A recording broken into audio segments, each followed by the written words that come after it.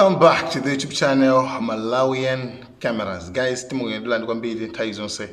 Manso tiziyesesa kuti nthawi zonse tizipanga post news. Anyway, nkhani ili pano tisataye nthawi kwambiri ndi nkhani yokhuza ndi news imene yatuluka yonena kuti boma lapanga chiganizo kuti milandu yonse ya Dr. Saulos Klaus Chilima akuti basi imene angoidropa IC nthawi kwambiri. Anyway, akuti zimene zizafuna azisiye basi zipite news basi zipite milandu asakheso ni milandu so Mr. Chilima. Anyway, Mr. Chilima ndithu akhanthayira kwambiri ndithu tikudziwa kaleso ndithu analengeza kale kuti awayimisa ntchito samagwira ntchito anakhala chete muli mosemo mpaka na pa nthawi imene anatumiza ku Tanzania iyayi inali ngati news kwa for the first time awatumiza kwa ogera uka ntchito. Anyway, muli mosemo mukudziwa so kaleso niyo mezi dakhalira ndiyeno patuluka news kwenda kuti iyayi boma likufuna ndithu lisiye ma charges milandu yonse yasiye basi kuti basi.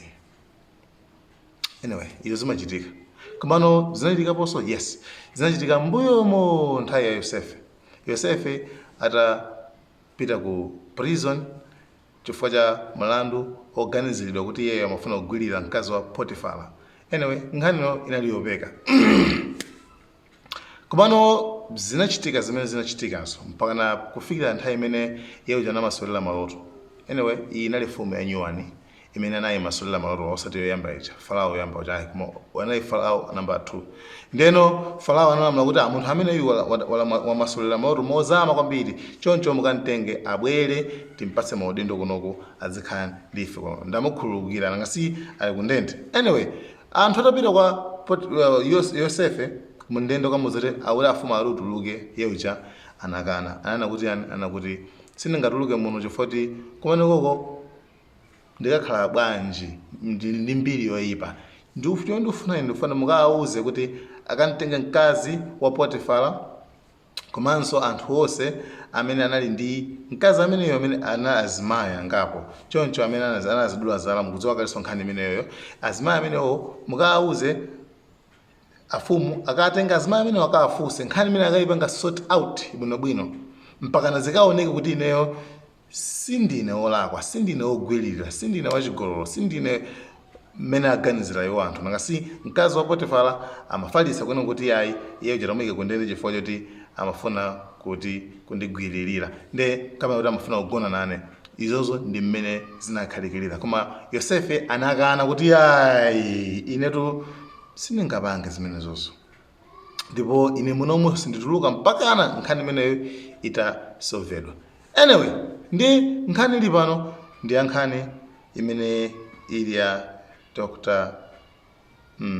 Saulos Klaus Chilima. Tikudziwanso kaleso kuti mbuyo muso munalenso anthu andale enaso amene anali kundende akhala kuseva ndende ndithu kwa kanthawi komano bomaso linangoti yayi amenewa tawakhululukira komano iwowo zo answer yawo inali chotiyani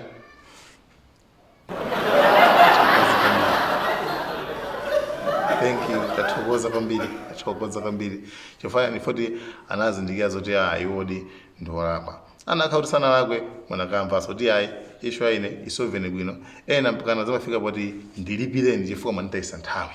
Anyway, ndiye pakali pano ife tikudikira ndithu yankho la kama reaction ya Dr. Saulos Klaus Chilima fasana yanke iwo news yangotuluka chiganizo changoperekedwa koma iwo sana yanke kuti ayanke kuti ndesi tikudziwa kuti answer yawo ikhala urani ikhala kuti